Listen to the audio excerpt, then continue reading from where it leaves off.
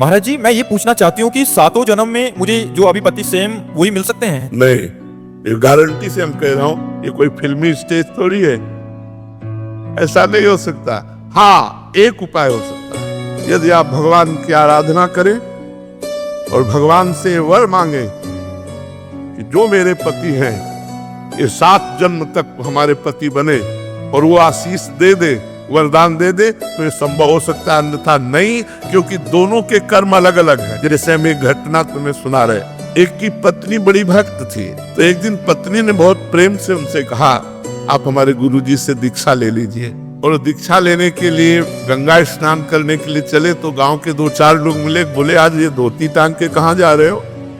बोले यार पत्नी कह रही दीक्षा ले लो, गुरुजी आ गए तो गंगा से। अरे, और वो धोती लेके वापस आ गए, बोले नहीं लेना मुझे दीक्षा।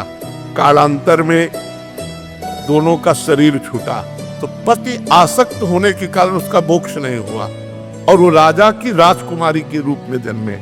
और वो पत्नी के प्यार के कारण जहां वो राजकुमारी जन्मी, वही हथनी से वो पुत्र के रूप में प्रकट हुआ, हाथी का शावक। अब राजा ने अपनी राजकुमारी का स्वयंवर रचा। जे ही स्वयंवर की घोषणा हुई कि उसने खाना पीना सब छोड़ दिया।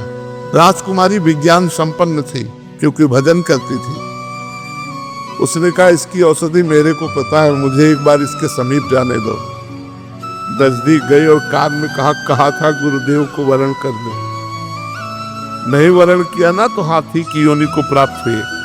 सकुचाओ मत, तुम्हारे गले में जयमाला डालूंगी, और इस जन्म में इतना भजन करूंगी कि आगे जन्म में हम फिर दोनों मिलेंगे। उसने ऐसा ही किया, भजन के प्रभाव से अपने पति को हाथी की योनि से मुक्त करके अगला जन्म फिर मनुष्य का हुआ। फिर ये तप और भजन से, भगवान के वरदान से संभव है, ना कि अपने प्रारब्ध से।